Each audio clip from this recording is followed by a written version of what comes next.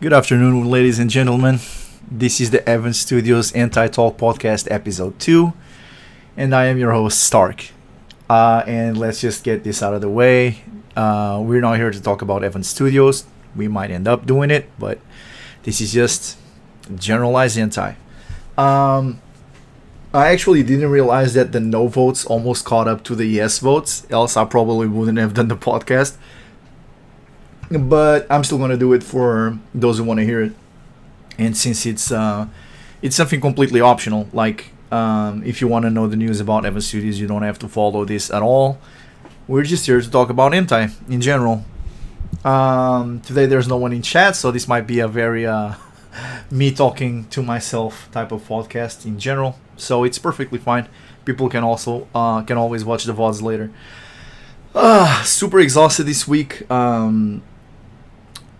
Basically, for those that saw the Evan Studios Weekly podcast on Wednesday, probably realized that we are trying to do a lot of work in a very short amount of time. But yeah, today I want to talk about design choices and a few circles that I feel personally. Obviously, everything that I say, this is my personal belief and my personal preference. Where their games could have been a lot better if we didn't have flying dicks. For those that don't know, obviously since I cannot show it on YouTube, flying dicks is usually a technique mostly used by a few circles, and I think that the most famous one and just generally known for doing this is Acerola, formerly known as Saboten, or cacti or cactus in Japanese. And basically what you see is the girl in like a sexy position, and then you see basically a flying dick, which usually happens to be transparent, just penetrating the woman. And obviously for me, not only is that not appealing, that usually you realize that the angle of penetration will be almost impossible for any human to be in that position. So it's kind of like a loophole, but to me it's something that breaks the immersion of the game, is feeling like, how is this guy penetrating from that angle? Like, how are there two guys in two different angles penetrating this woman? Like, I don't know if people also feel that way, but I'm sure that there's an actual preference, just like almost everything in hentai, where people would rather see the full male design. Some wanted to see like shaded or just like a black figure. Some just want to see like the flying penis. And it's obviously like it's a matter of preference. It's always been a matter of preference. Another game that kind of does this, but only does it in like the animations or such, is Sarah of the Rotation Cut. I'm sure that a lot of you don't know what I'm talking about, but I'm going to put it's probably the best if I just put the RJs of the games that I'm mentioning in the screen. So Sarah of the Rotation Cut is basically this RJ right there, if you guys want to check it. It has a sequel. Wow, and I removed it as soon as I added it. Give me a second. Need to do this again because I'm stupid. And I don't know what is your guys' preferences when it comes to this. I personally don't love it. So yeah, that's Sarah of the Rotation Cut. Acerola is a studio. I'm gonna put like just one of their games, even though they have God knows how many games. They're also on Steam and whatnot, so if you actually want to find Acerola and you don't know what I'm talking about, but I'm pretty sure that almost everyone that enjoys hentai games and specifically NTR games, because almost every single Acerola game has a little bit of NTR, or its main focus is usually NTR. I'm sure you guys already know what I'm talking about, but this is an example of a game created by Acerola. That's the RJ right there. Obviously I can't put the image. Actually in this one I probably could, if I just clean it up a little bit in Photoshop. But yeah, this is another example, and another example that that also uses it, and it's a circle that I used to follow a lot, but now it kind of fell out of grace for me, mostly due to for the exact same reason, the flying penises. Even the first game that I translated, that I mentioned that I translated to Ecchi, in general has that issue. It's just something that it's completely a turn off for me, and I'm sure that there's a lot of other people that feel the same way. But this is an example of design choice that we personally don't enjoy, and there have been scenes where our CG team was like, "Can we just put it this way and whatever?" And I'm like, "No, listen. If you can draw like a realistic position on characters, like I don't want to use it to break immersion." And this is just another example of something that we were talking about last week, where this doesn't innately make a game good or bad, but that design choice might alienate a huge part of your following, for people that don't really dislike those scenes.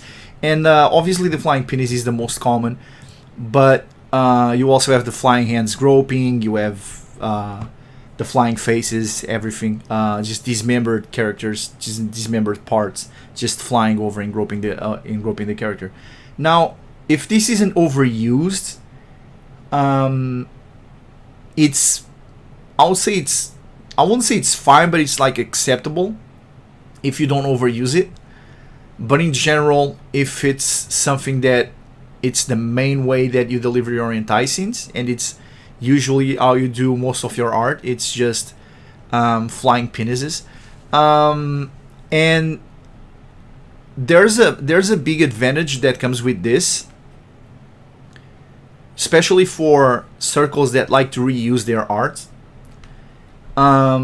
which is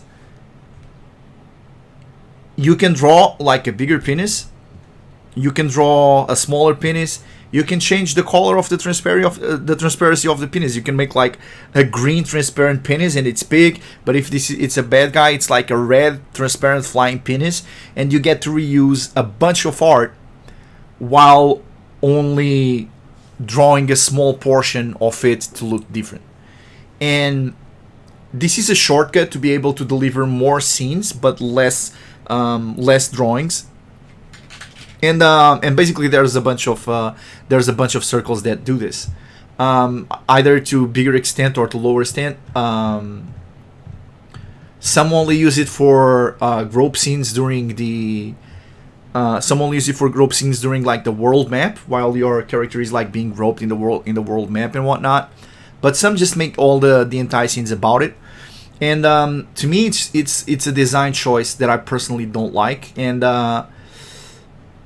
I feel like I used to be able to tolerate it to some extent, but nowadays it's just I've literally stopped playing games from circles that do that, because it's like it's a complete turn off. It completely breaks immersion. So this was an example that I was thinking through the week of things that are going to be polarizing in games, and most people don't care about it. Like, they just want to see the entire scenes, and as long as the context is nice and the story is nice, it works. But there are definitely some design choices that will completely alienate a portion of your audience, and this is not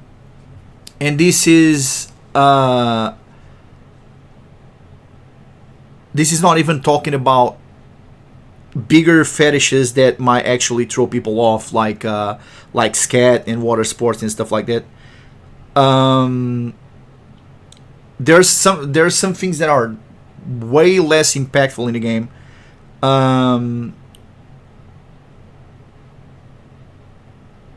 that will have might not be as much of a turnoff, because I know that people, as soon as they hear things like NTR or scat or water sports or whatever, it's a complete no-go. But there's but there's other stuff that should not have as much impact as it actually does, and after a while, after you play a lot of games, it becomes kind of like a turn off. And some of those things are where you see the girl's body expand because of a penis or because of what it is. Usually, those are some of the biggest turn offs that I've seen. I don't remember what you call it. It's pro something. I think it's protrusion. I think there's like a specific name for this type of fetish, which is like protruding parts or whatever. Yeah, and the thing is, this doesn't necessarily make a game better or worse. It's a design choice, but it's definitely a type of choice. It's definitely a design choice that makes a lot of people not enjoy a game. And I think that when it comes to this type of stuff, having a more generalistic approach might be better for your game. You're gonna reach a broader audience. Obviously, if there's people that see this almost like a fetish, like I like this, please do this. But flying penises as a design choice feels more like we don't have to have as much work or consider like the position of the male or have to draw as much. I don't think there's actual people that feel like, oh man, I only play a game if there's flying penises. I don't want to see full males. For me, it's flying penises or no go. So it feels more like a design choice. But in terms of delivery, I feel like drawing the whole character and drawing like proper positions and proper angles and whatnot is always going to make the game stronger. So in some things, I do believe that having a more generic approach will make a stronger game in the end. And this has been true for almost every single game that has been major in the scene. Now, obviously, one of the things that is going to have the biggest impact is not even the art. I've seen characters drawn like with legs like stick figures and thick bodies and whatnot, and everything works. Usually, the two things that have the biggest impact, as far as I've seen, in terms of being commercial, is if the story is good, is one, and the second biggest thing is what fetishes can I find in the game. Those are usually the two big things that are going to make it or break it. Is if the story is good, obviously, being commercialized, being properly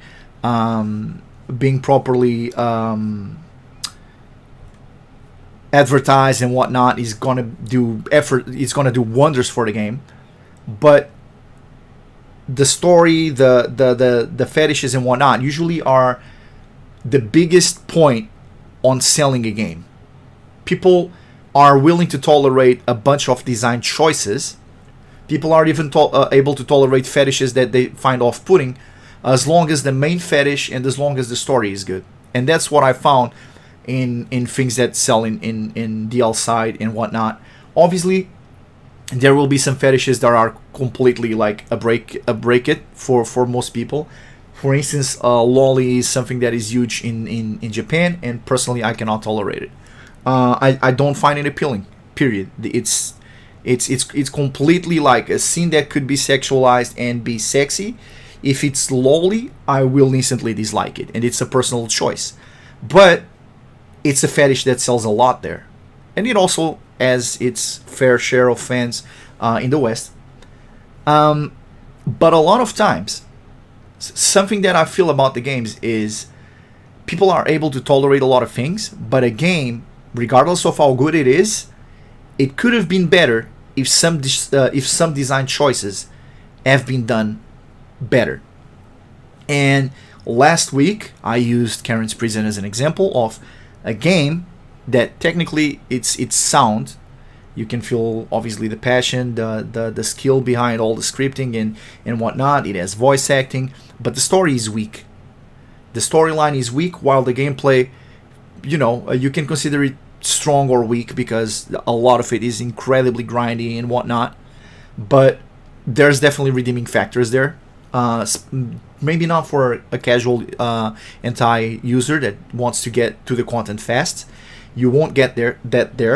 But if the storyline was done better, and I am not suggesting this because personally for me the fetishes are fine, but if you added some other fetishes and whatnot to reach a broader amount of people, you will technically be making a better game. Now, the only thing that I feel like you can keep the soul of the game while still improving it, it's the stuff like the soundtrack. It's the stuff like having a proper story. Those things being added to the game will never make the game weaker. The amount of people that will instantly appreciate the game more for being something else will be huge. It will be the difference between being a good battle fuck game and between an amazing game, period. And it's those small details.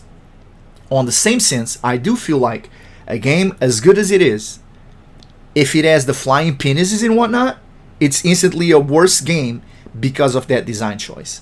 And you can advertise the fact that you are able to deliver more scenes for the sake of cutting on like shortcuts. Let's be honest. On the sake of cutting shortcuts, you might be able to deliver more scenes, and people might be fine with that. But as a design choice, I feel like it's better to go. It's quality over quantity, and with Fleeting Iris, we definitely try to deliver both. And a studio as small as ours should have never undertaken a project that huge. It was a horrible idea, but I'm glad we did it, and it's out there for posterity and the history of mankind. I'm glad it is. Ariane, what's up, bro? Vincent on chat.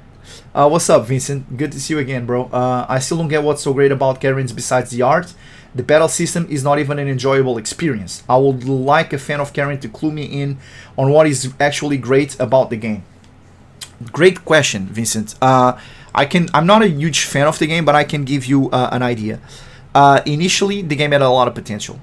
What's good about Karen's Prison is, as a developer, I know how much scripting it is behind all the details. All the groping, all of this, you have to unlock this. There's kind of like a progression system. Now, it's convoluted, and like you said, the battle system is not even an enjoyable experience. That is debatable, but most people agree with you. It's hard to see it as an enjoyable experience. You need to learn a lot of quirks and a lot of mechanics and whatnot before you start having fun. And when something starts feeling like a chore, and it's a game, especially when it's an hentai game where you want to get to the hentai, then you have an issue. Like, you might be able to get away with doing that on a good RPG if the story is amazing and the gameplay is kind of trash. You probably won't get away with it because, they're tied hand in hand. But what is a good example of that? Final Fantasy Rebirth right now is a perfect example where people want to get to the story and people want to get to the actual adventure portion of the game. Like, I bought this game for this, and you're being fed like a shit ton of minigames and whatnot, which is going to be incredibly off-putting to a lot of people and leading to like an avalanche of negative reviews. And we have been at fault for this in Evan Studios, where in the Halloween patch, we have made some parts of the gameplay a little too quirky. Let's say quirky at best, where some of the puzzles that should have been entertaining actually became like punishing to some people.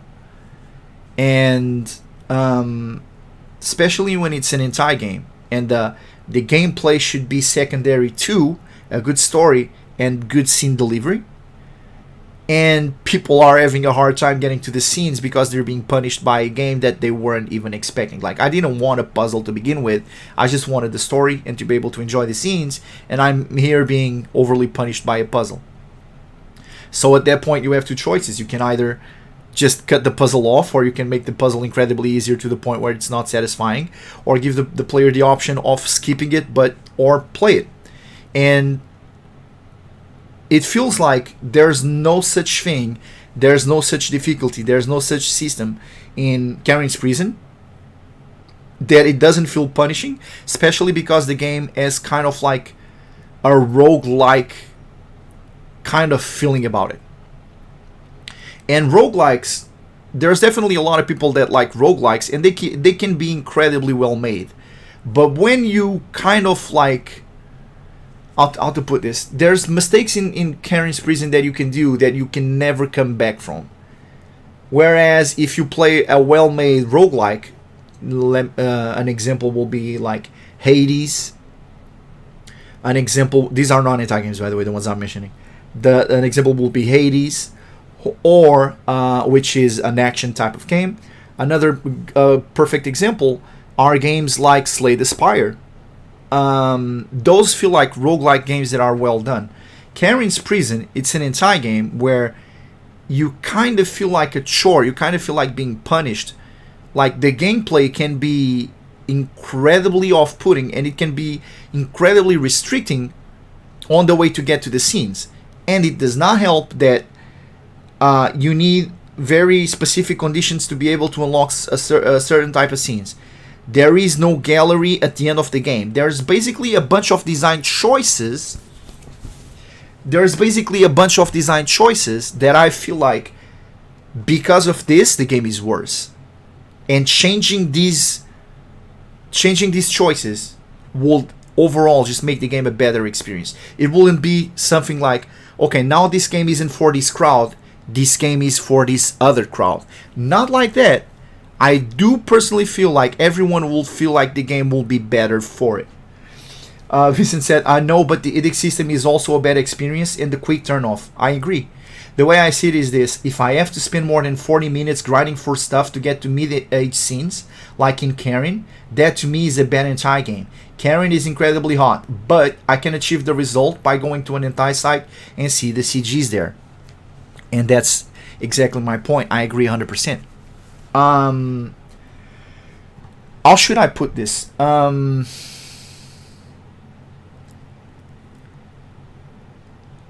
In our studio, in Evan Studios, we call that the One Piece syndrome. I started watching One Piece on patch, so to speak, while it was being released. Every week I used to be following One Piece, and for a while I was interested in One Piece, but then it stopped airing in the Portuguese television. And when I tried to go back to watching it,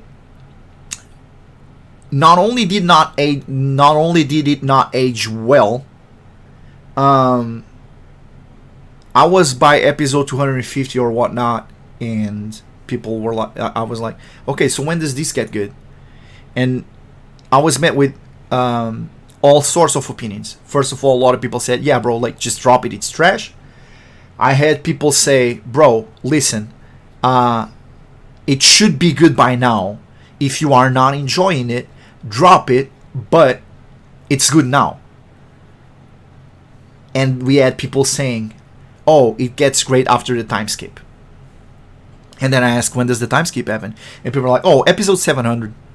Or, obviously, for people that are One Piece fans, you know exactly when it is. But, and I was like, bro, if I have to watch 700 episodes for it to get good, it should have got good earlier. And so we came up with this joke where we call things like the movie, like Field of Dreams, we call it the One Piece syndrome, where it takes way too good to get good. Same happened with Metaforche Fantasio, where I dropped it after God knows how many hours. I think I was about to enter late game, and Isaac told me, no, listen, the game gets good now. And that's when you go, bro, listen, I'm halfway through the game. It should have got good by now. Now I'm about to fucking drop it because I'm bored. It's repetitive. And Karen's Prison definitely feels like the biggest portion of the game feels like, oh, I'm getting to the good stuff, but the good stuff never arrives. And I feel like that's something that Fleeting Iris personally feels punishing for, because the beginning of the game, it's so rough, the art is so old, some of the design choices, the maps, the dialogue is bad. So a lot of people play at the beginning of the game and they're like, no, listen, but it gets better as the game goes because they improved. And people are like, bro, I already played the game for 2 hours. If it didn't get good by now, fuck the game. And Fleeting Iris suffers from that. That's why I feel like the game needs a remake, so that not only the game can be improved a lot, but we make something that is easier to appreciate, especially early on. Vincent said, the anime sucks. If you want the better experience of OP, you have two options. One Piece, which is a project by fans that improves the anime, or read the manga. I heard that One Piece is still like very early, on very early stages. And I heard that Netflix is making a version with better pace. So I'm going to chill on that. Reading the manga, I know that it's like great world building, but I'm not a big fan of reading mangas. I was never a big fan of reading the manga. I feel like the only exception where I actually like bit the bullet was to finish Shokugeki no Soma, where I heard that we will not get the final season. So yeah. But yeah, like I don't shit on people that like One Piece. It's something that it's just not for me. I'm used to better animations, bigger impact fights. It's personal preference. But the thing here is, in these games,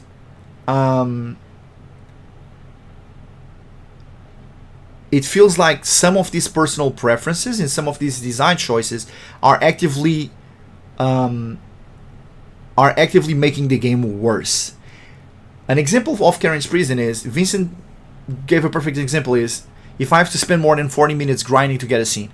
That's perfectly fine. But imagine that if in between all that grinding, you actually had some story, you actually had some progress, you actually had some moral degeneration, but you don't. Your character goes from rejecting everything to a complete slut in, like, there's a threshold, and the initial part of that threshold is the most prude, like, oh my god, why can't unlock anything, I need to unlock edicts, I need to unlock passives, I need to unlock all this shit. And then the moment she kind of like lets a kiss happen, from there on out it's like complete slut, like the town bike. And the progress system is what makes it like, it's what makes it worse. The lack of a story, the lack of characters with personalities, with backgrounds, is something that a lot of people find very off-putting in Karen's Prison. So that's the type of design choice, and there's plenty of those design choices. And I feel like after last week, I gave a lot of games shit where I was like, this game is good and this game is bad. I wanted to explain why I believe certain types of games are better than other types of games, despite one selling more or the art or whatever it is. I feel like there's a bunch of design choices where you definitely feel, and personally me as a developer, you feel like the developer was taking shortcuts in order to be able to release faster content, in order to be able to release, whatever it is. And you see a lot of these design choices, and you see a lot of these shortcuts in a lot of things.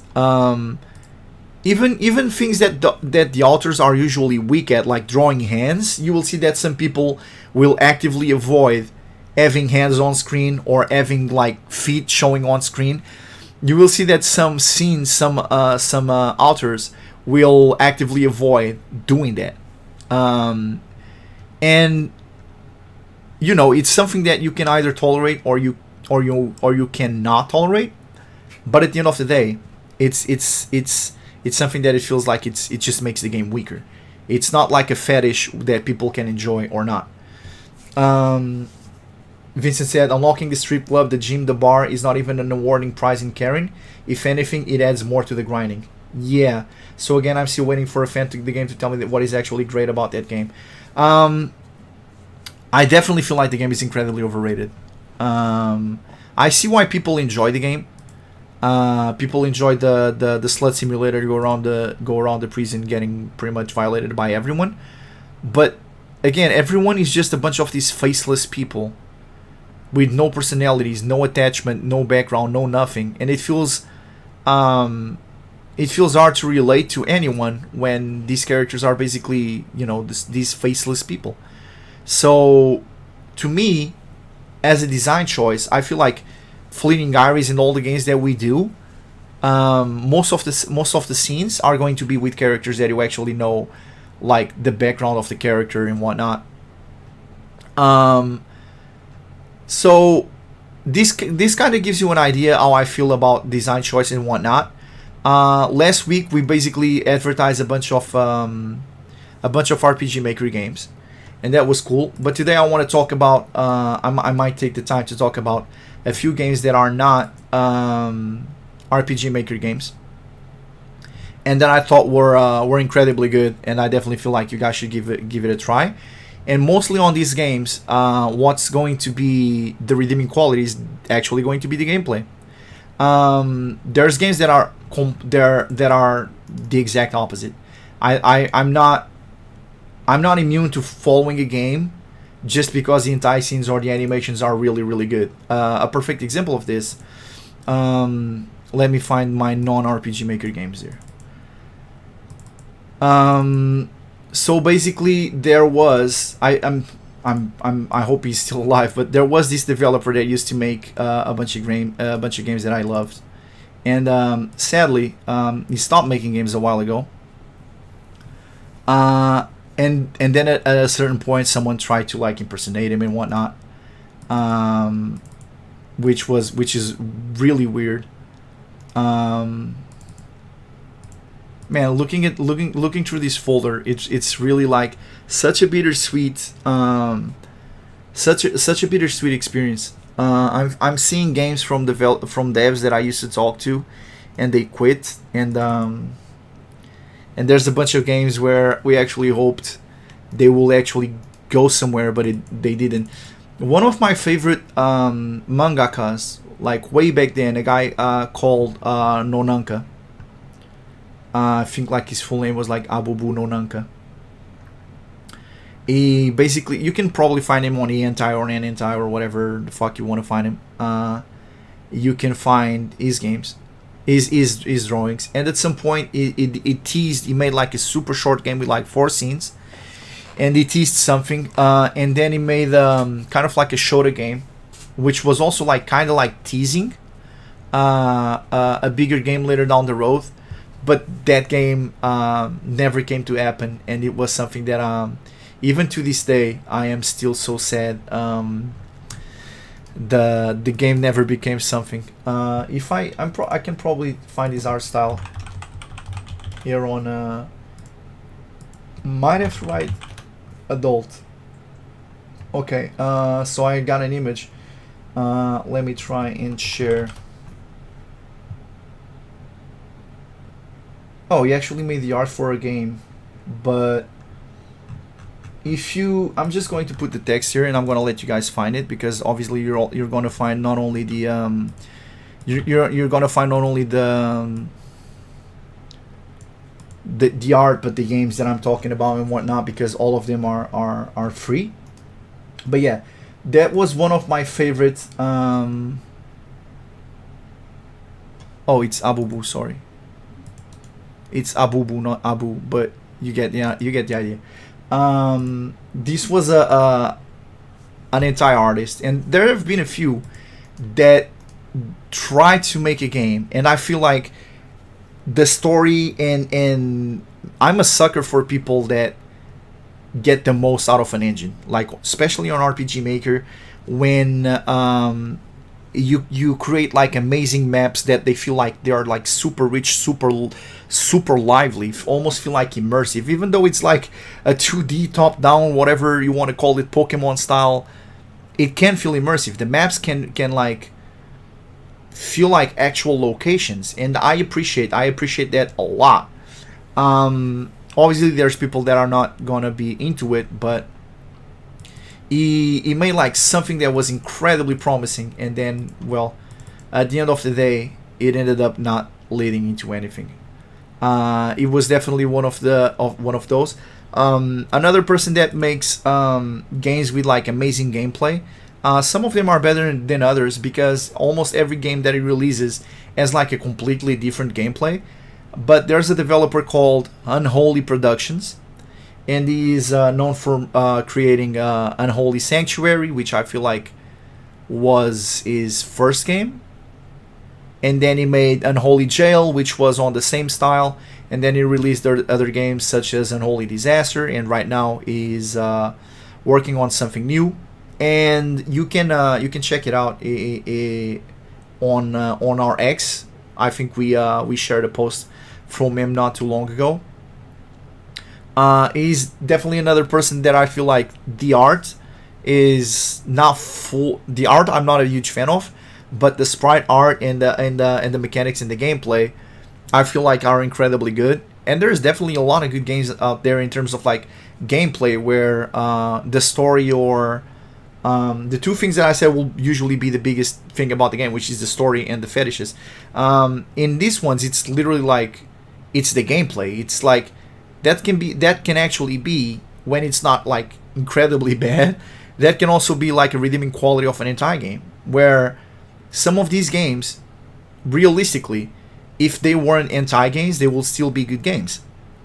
This is kind of like the best way to put it. It's kind of like a mature Castlevania type game. Another dev that I have been very I need to censor this if I'm gonna show it. This is an example of one of my favorite devs, and I'm just hoping that I censor everything that needs to be censored here. I really don't want to be like struck by YouTube for not paying attention. So let me just make sure that this is properly censored.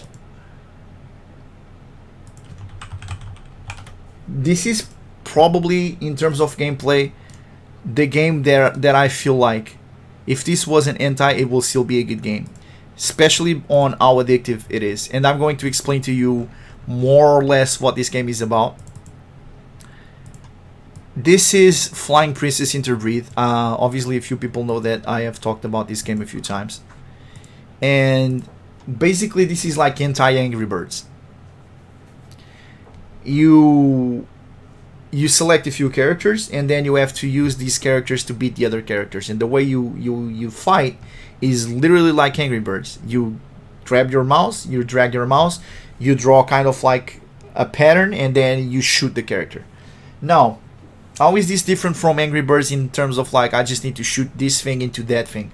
Well, first of all, when the characters interact with the enemies, they breathe. And by breathing, not only you get to see hentai scenes, but they also give birth. And usually they give birth to a combination of certain offsprings. The thing is, the offsprings can also, there's going to be males, there's going to be females offsprings, and they also will be able to interact with each other. So there's basically a bunch of interbreeding where you get new units. The sprite art is really good, and besides that, you also get to equip your units. All of them get a different attack when you throw them. One of them, after you throw, you can press left mouse button and she does like a line dash where it does damage. Another one might have like an aura around them. Another one might attack directly above them. They are going to have different types of damage. They are going to have you can buy gear for them. This game has incredible replayability, as an entire game is incredibly strong. And even if it was just a game and the hentai was not a big thing about it, it will still be an incredibly strong game. Like if you like Angry Birds, this is 10 times better than Angry Birds. Angry Birds is this is like Angry Birds on steroids, and it's hentai with great sprite art. This is definitely the type of game that I 100% suggest that you give it a try. And yes, you can find it online. I only the first time I played it on Japanese, there was no translation. But luckily for you, there already is a translation, so you can find it. Flying Princess Interbreed. I 100% suggest you guys go play this game. Vincent said, bro, even your NPCs are much better than what other hentai games offer. For example, I love those scenes with that neighbor who steals the ball from the kids and blackmails Ayame. Yeah, while that guy doesn't have like a very rich backstory, while I feel like there's room for like some gratuitous sex, it's usually better if you give it like some background. In that type of game, in an RPG Maker story type of RPG, I 100% feel like most of the characters having some sort of story background and reasoning behind them is going to make the scenes much better. Else it's just going to feel like one more scene, and then you feel like you kind of lose the ability to relate to the scenes. And if that happens, what's going to happen is exactly what you said earlier, where you could just go into an hentai site and see the CGs there. 100% this is going to happen. If your story is bad, if there's no context, if there's no reason not to go straight to the CG room or even to a website and see if someone already shared the CGs or if someone shared the animations, why will people play the game? If the gameplay is bad, if the story is bad, if it's all bad, why are you going to go through that to get to the point where you want? And that becomes obviously a chore. You need, like, I don't clean my house because I like to clean my house. I clean my house because I want my house clean. And in this case, if you're playing an entire game just for the sake of getting to the scenes, and everything between that and starting the game is a massive chore, you're gonna go straight to the CG room. You're gonna ask for a full gallery save. You're gonna ask. Obviously, the difference is if the story is great and there's context and there's character build and there's a progression system. Now you want to see that, because that will enrich the experience in your head. It's like reading a book. It's painting a different experience. It's getting to know the characters. It's the whole process becomes what's hot about the game. Because there's games there, oh man, that scene was incredibly hot. And then if you just go to the CG room and you see the scene, it's like, oh, the scene isn't that great. Then wait, why did I like this game so much? It's the build-up. You might enjoy a game and you're like, oh man, the scenes were hot. But sometimes it's not the scenes that are hot. And I have a lot of games that are a perfect example for that, where you actually feel like the scenes were hot, but it wasn't about the scenes. It was about the build-up to the scenes. It was about the story. The whole thing wrapped up is what made the game appealing to you. And I have a bunch of games where I can't just go to the CG room and appreciate it, because the whole build-up and playing the game for the first time and seeing how the things unfolded was actually what I thought was sexy, was what I thought it was so good about the game. And I just realized I have like a billion versions of Flying Princess Interbreed. I was downloading every patch. Probably need to clean this up. Let me give you another example of a game that is great just based on gameplay. Obviously there's a bunch of people that like the Akabur games, the Magic Chop and the Princess Trainer and whatnot. So a game that I thought was really good.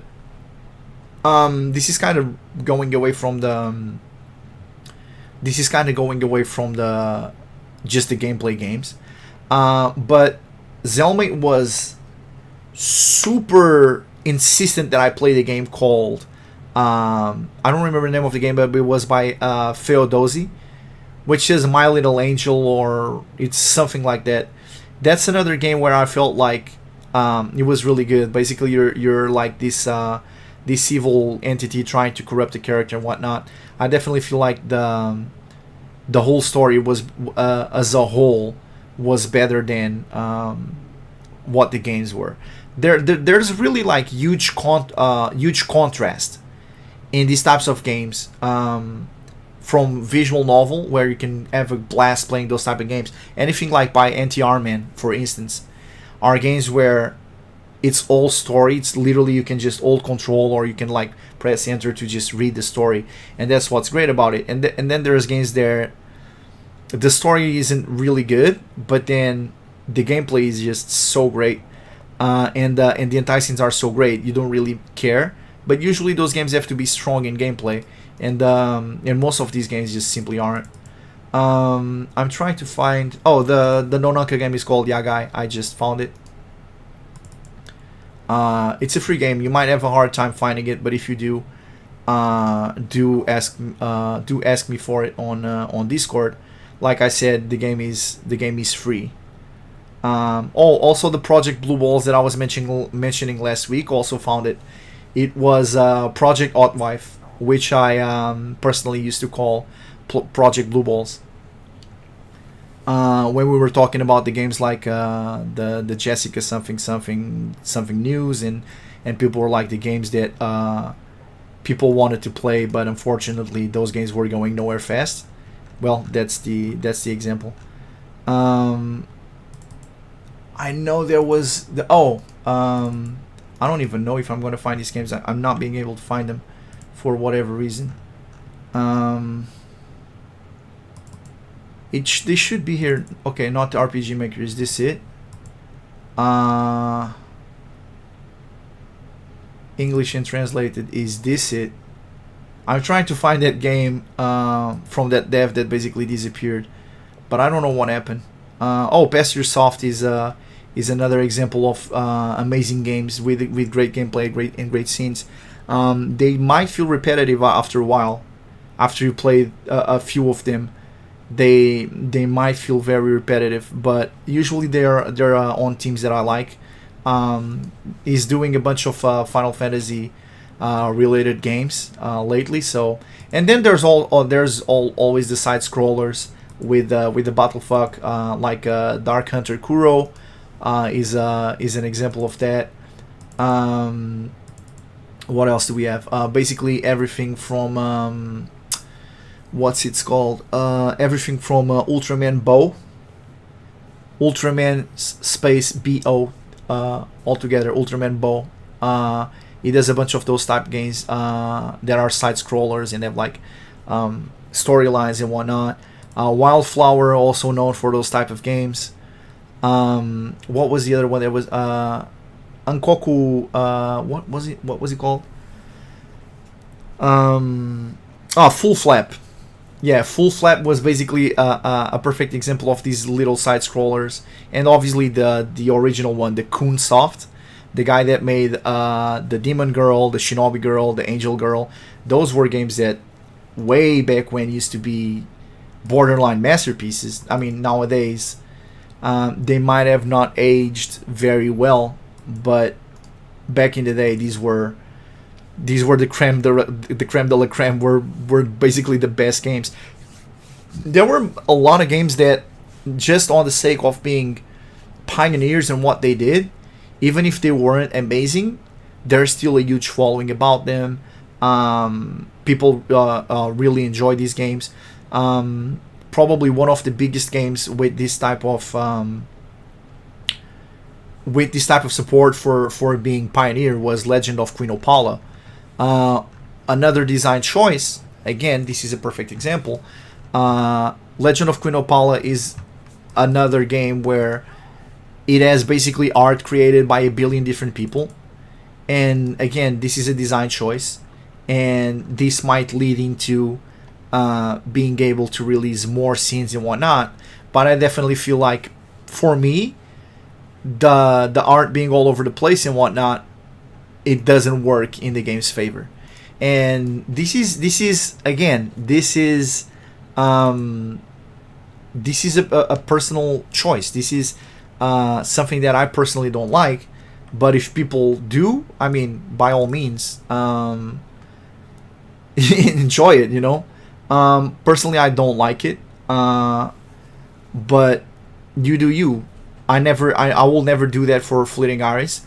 I know that there's at least a few games that do it, that basically have a lot of people create the art for the game, but I feel like it breaks immersion, it breaks consistency. um, at some point it feels like it becomes kind of like a convoluted gallery. What's your take on Fallen Machina? My take on Fallen Machina. I like Machina. I only feel like, man, how to put this? Machina was nice. Obviously, he spent a lot of time. Let me try and find the game here so I can kind of like share what we're talking about with everybody else. For those that don't know what Fallen Machina is, I feel like, oh wait, never mind, not here. I have like a translated version of it that I can pull. The folder picture from it. But yeah, Fallen Machina was the type of game where I feel like it could have been so much more. I like the art, for starters. That's obviously going to be a big point. Here we go. Let me just. I think I suggested Machina last week, but still I'm going to put this here, just in case I didn't. So this is Fallen Machina by Another Story. And I think it's the only game by this author. Fallen Machina, basically it's like this in terms of like created assets. It did not make original soundtrack. It did not make original anything. There's no original assets for the maps. But even with the RTP stuff or the basic free stuff that you can find online, it still did what was for me like an amazing job. Personally, I feel like it was an amazing job with the assets that he had available to him. Now, my problem with Machina is that the game is relatively short. The dungeons are not very memorable. There's that, obviously. But I feel like when you only do this amount of art, and that was my problem. That was my problem with Fleeting Artists. I didn't want to introduce the character to have like a couple scenes with them and never add them back into the game. I feel like Machina was something that it just scratched the surface on a bunch of places where the game could have been built so much more, but it's still an enjoyable experience. The characters are appealing. They have like these contrasting personalities. For instance, Machina is the type of character that it's very pure, very pristine, doesn't let stuff happen to her early game, whereas the Celia or whatever her name is, the other kind of like protagonist. Obviously, she's kind of like a minor character compared to Machina, but obviously she's very into her sexuality and trying new things, and Machina follows her around while she's doing this crazy stuff. But I do feel like there's some sense of progression in Machina. I just feel like some of the characters were used like very briefly. They barely scratched the surface, especially for a game where it doesn't bother. Repeating art is not an issue to him. So definitely there's a bunch of characters that should have been explored a lot more. It's still a decent game. It's finished in a decent amount of time, but I wasn't very sold on the context for a lot of scenes. I definitely feel like this author has room for a lot of growth. the orc scenes are kind of nice, but everything feels very detached from everything else. And at the end of the day, it feels like very linear. It feels like up until this point, she doesn't allow anything, but then she becomes like this goofy fall for everything type of character. And you know, her sexuality is more like, I'm gonna say no to everything, and then oh my god, now I'm curious and I'm gonna say yes to everything. I definitely feel like it's a good game as a whole. It's a nice experience. The battles are not too hard. You might need to follow a guide online. I feel like there's not a lot of games that do that well. I mean, I'm guilty from it for Fleeting Aries. I probably should have made a better quest log. I'm definitely gonna make one here. For Bloodlust, we created a system. We are literally trying to hold the player's hand when you have to. Like, if the player is lost for a long period of time in an entire game, there's nothing you gain nothing from it. You might be kind of like artificially inflating the amount of time he's playing the game, so it might feel like the game is bigger, but the player will remember those moments. The player will remember, oh, I remember that this time in the game I was kind of lost and it was like a chore and I had to like find guides. For Bloodlust and for Journey Abroad, basically we want to put the names of the houses over everyone's house, and we're creating a script that allows you to turn that off with just pressing a button. If you press a button, there will be arrows that tell you where are the areas that you can switch maps. There will be like yellow arrows telling you where there's like hidden hallways or rooms that you can enter and whatnot. And we want the player to be experiencing gameplay. We want the player to easily find what he's looking for. And in Machina, something happens that happens in a lot of other games that can literally make a person put down the game and then start playing later and don't even remember why they dropped it. Which is, you're following the story and suddenly a character gives you a line. Like, now you need to go somewhere, defeat whatever, grab like 5 pieces of this, and then bring it to this other person. And this is not mentioned anywhere else ever. So in case you miss that line of dialogue, you are now hopelessly lost in the game. You have no idea what to do. There's a huge map where you're trying to find what you can do and you're just stumbling upon shit, but you never progress because the progress of the game is stuck.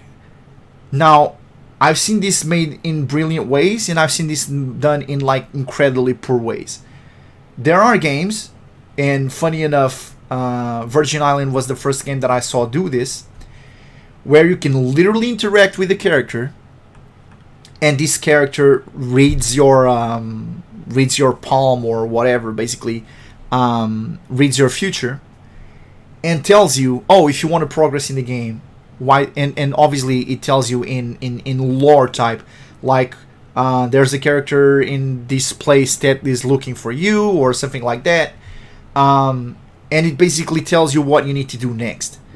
So unless your game is extremely linear, having a character that tells you where you can progress, or having a character or having basically just a quest log in your menu where you can go, oh, okay, this is what I need to do next.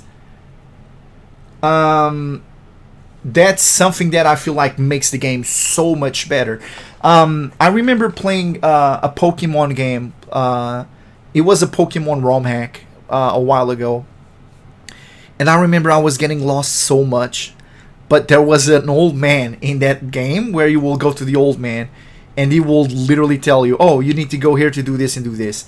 That small design choice, that small detail improved the game so much. the amount of times I was stuck in games that I had no idea how to progress literally almost made me like drop games at certain points. I remember the first time I played Final Fantasy VII, the OG. This was 97. I remember that there's a point in the game where you have to find a dude in a very small shack in the middle of the whole world to ask him something about the keystone or whatever it is. Basically, that's it. But I was playing a game with a friend, and he was the type of friend that used to do a lot of dumb shit during the gameplay. And this was the example of, he didn't read that fucking line. So he did not read it, and when I was trying to progress, I had no fucking idea where to go. You're literally stuck in a huge open world, having no fucking clue to where you need to go or who you need to talk to. And there's no character that will tell you that. There is no quest log. There's nothing. You're lost. And that's fucking dreadful. Especially if you're playing an hentai game. Like, how do I unlock the next scene? And you're stuck in a fucking world that you're not here for that. You're here for the scenes, and you're not getting to the scenes. So this definitely feels like an advice. And I know that a lot of people have experienced the same thing. Make sure that the player always knows where to go next, how to progress in your game. Else your game can become something that is very quick to drop and get a bad review. And I know that Fleeting Iris at times also is guilty for this. And again, that's why I want to remake the game. Vincent said, "Oh my god, bro, that happened to me in Lily of the Valley. I got lost and I had no idea how to progress. Ended up quitting and playing the unofficial Hentai version." Yeah, and the worst part is sometimes that's due to the dev's fault. There's no hints. You just have to go to some random house in the middle of nowhere, and if the player just didn't read or like, let's say that he actually did read, you might listen. You might be, oh, last scene before I go to sleep. You see, you read, oh, okay, I need to go talk to whoever the fuck. And then you save game and you go to sleep. Next day, are you going to remember who the fuck you needed to go talk to? No. And now you have a huge world that you need to go fish. And there's a massive world and you have no idea where to go next. So, some games, you don't always have to do something as right in the face. I know right in the face is not the expression, but you don't need to do something as obvious as creating a character that tells you where you need to go, and you also don't need to create like a quest log. You might do soft hints, like you're trying to go home, and when you like go to certain places, it says, "Oh, I can't go home. I said I was going to meet whoever the fuck somewhere." Or when you try to leave a certain map, it's like, that person's house is the other way. And that's like a more subtle hint to, hey bro, are you lost? That's not the way. And that's usually how some games streamline the experience to make sure that you don't get lost. And AAA studios do this. Like in Final Fantasy, you have areas where you're like, oh shit, I forgot the material way back there, or I want to go explore that part ahead. The game is like, what are you doing? We need to go pick up whoever the fuck. Like, that's a way to dictate the progress of your game. And it's not as like obvious as having a character tell you where you need to go or having a quest log. There's many ways to channel the player or to hint where the player needs to go, other than literally just going, "Hey, bro, you need to go here next." But the alternative, which is giving you no hints at all and risking the player being completely fucking lost in the middle of a huge world, I can guarantee you that is always a bad design choice. And you might not do it on purpose, or for you it must be like very simple or very intuitive and whatnot. It is not. And definitely, I personally believe that Machina is that type of game. It's an hentai game. keep in mind that a lot of people that play hentai games are not reading what you wrote. You need to keep in mind that if you're not protecting the players from themselves, the players will often do the worst possible thing that you thought that they could do. This is going to happen, period. So in order not to have like the shittiest fucking possible experience ever, make sure that you have like safe, foolproof ways of, if the player gets lost, how do I help the player get back on track? And Lily of the Valley is obviously an example of a game that does not do that, and Machina also is at fault for not doing that. Now, this will definitely throw a lot of people into RMP games. People might give the RPG Maker game a chance because they like RPG more, and I feel like and they feel like they want the immersion or like the open world or traveling and stumbling upon scenes and whatnot. Like all of that might be something that people enjoy. Now, if your context, and usually this is good, why? Because you can have like amazing world build, you can have immersion, you can have realistic maps, you have maps that like convey feelings like, oh, this is the park at night and whatever, and you see everything really pretty, and there's the sounds and the lights and the noise, and you walk through the people and whatnot, and all of this feels very immersive. So you need to play to the strong points of the RPG. If you're working on RPG Maker, creating like strong maps and like good soundtracks and having like a day-night system and whatnot is part of the experience. If you want to make something that is purely visual novel and you're just using backgrounds and whatever, just do it on RMP. So if the reasons why a game should be RPG Maker, if you're not using those things as a plus for your game, the player will instantly discard him. Oh, the story's trash? Old Control. Oh, you get lost easily? I hate the gameplay. How can I avoid the gameplay? Oh, there's a Hentai port? I'm going to play the Hentai port. Fuck your gameplay. Why would I play an RPG if the RPG part of the game feels like a chore? If you grab Karen's Prison and you make it a RMP and you take like all of the gameplay out, and you go through like the scenes and basically you just see her getting groped and whatever progressively to the end of the game, and people can just completely avoid like the gameplay, a lot of people are going to pick the no gameplay part. And if you can get lost easily, or the story is trash or whatever it is, I can guarantee you if there's a Hentai port of your game, people will play the Hentai port.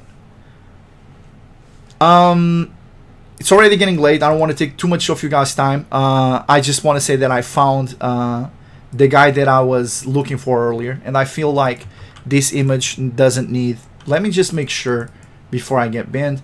I don't feel like this image needs... No, it doesn't. So let me... This is the guy. I'm going to talk a little bit about this game, and I feel like we're going to call it here for today. But yeah, maybe next week we have more. So this is Grimhelm. This is one of his games, which is Alien Quest Eve. Now, the gameplay can be considered a little bit clunky, but this is one of my guilty pleasure type games. And I say that it's a guilty pleasure type game because the game's redeeming quality is, it looks really good. The animations look really good, and besides this one, he has another two, one called Dark Star, and one called Dungeon and Maid. And these games have incredibly good animations, incredibly good drawings. The gameplay is not amazing, but it's not like bad either. It's not like super clunky, almost unplayable. It's definitely not like that. But I'm not gonna lie and say, oh my god, this game is amazing because of, it also has this type of gameplay. This is the type of game where the animations and the characters just look really good, and obviously the image itself might not, but I guarantee you this is an example of me with Gaia Brain Hooga Booga, this is my type of game where I feel like that. There's games where if you want me to justify why I think the game is good, I can go like, listen, as a developer, he definitely put a lot of time into the mapping, into the scenes, into the music, into whatever it is, or the story is great, or the gameplay is great. This one is like, it just, yeah, this is, why do you feel like it's a good game? Well, the plot is really good. This is an example of sometimes it's an anti-game, and if you do what you were set to do properly, the entire scenes, the animations and whatnot, you don't need to do everything else better. Sometimes just going straight to the point and being able to deliver literally a good entire game is all that you need to do. You don't need good gameplay, you don't need great story, you don't need great anything. But this game knows what it is. This game knows what it is. It's very quick fire. The scenes are fast. You unlock everything incredibly fast. You can get through the game incredibly fast. This game is not putting you through hours and hours of grind and mediocre gameplay to be able to unlock the scenes. You're going to get there super fast, and you will be able to unlock all the scenes. Like, this is also important about a game. You need to know what you are. You cannot have like 5 scenes and force the player to play for 10 hours of mediocre gameplay to unlock 5 scenes. And I have seen this happening. That's why I'm talking about it. This game knows what it is. It's quick fire, unlock the scenes. Basically, everything tries to have its way with you. In a way, not to use the R word. But this is a perfect example of sometimes an entire game is just an entire game. And this game does it perfectly. Next week, if we are here, I want to talk about some other games that are not RPG Maker games, but were able to do it great. And sometimes you can mix a nice gameplay and match it with a nice story. Examples of that will be the games by Diesel Mine, Summer, for instance. And then you have Doji no Tome's Summer Memories, are also another perfect example of that. And there's the Seventh Dream. I think this game is banned in a bunch of countries, but Pretty Warrior May Cry, Enhanced Edition, which is basically a Dungeon Keeper meets Hentai. Well, what I mean, there's not much that I can say about this. It's basically what it is, and I feel like it was banned because of like copyright violations. It's I feel like the guys from Dungeon Keeper like copyright struck these dudes. I don't know what happened.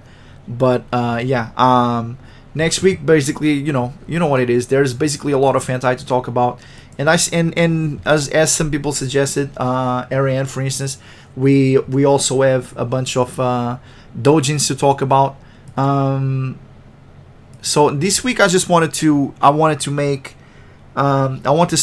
to start by explaining that everything is not like white or black. There's shades of gray to what makes a good game and what makes a bad game, and that some design choices make the game better or worse depending on what type of game you made. It's not as linear as fetishes. Like fetishes, what is good for me might be bad for you, and vice versa. But some design choices always feel bad. And to me personally, I feel like the flying dicks is always a bad choice. I feel like the lack of story in games like Karen's Prisons is a bad design choice. And there's a bunch of tropes that you should avoid, like letting the player get stuck in the gameplay and never be able to find where he needs to go next. All of those are things that I personally feel make a game instantly worse. And although I like Fallen, if you didn't get lost, either you were following a wall through or you were paying a lot of attention to what was happening. And kudos to you, but if that happens to you, I don't know, bro. There's definitely some loss there. That should be all for this week. I hope you guys enjoyed. I hope I kept you company through whatever you're doing, if you're watching live or if you're watching the VOD. I'm gonna go back to try and finish the the Christmas patch today, just so I don't have to do it on the weekend, because I need Isaac to finish a few things on Monday, because that's when the next time he's going to come back to the office. So I believe that in a couple more hours I'll be able to finish it, so I'm going to push through, and I'll see you guys on Monday with a new patch and the beginning of a new working week. I hope you guys enjoyed this podcast. As usual, you can go to our Discord and give us feedback about the podcast, and then we can or even discuss some of the games, or ask me where to get some of the games and some of the links and whatnot. Anything that you want to talk about, I will be available at least for the next few hours. So thank you a lot for showing up once more. I appreciate you, and I hope to see you guys next week for another podcast. Have a nice weekend, everybody. Take care. Much love, much health, much fortune. Peace out.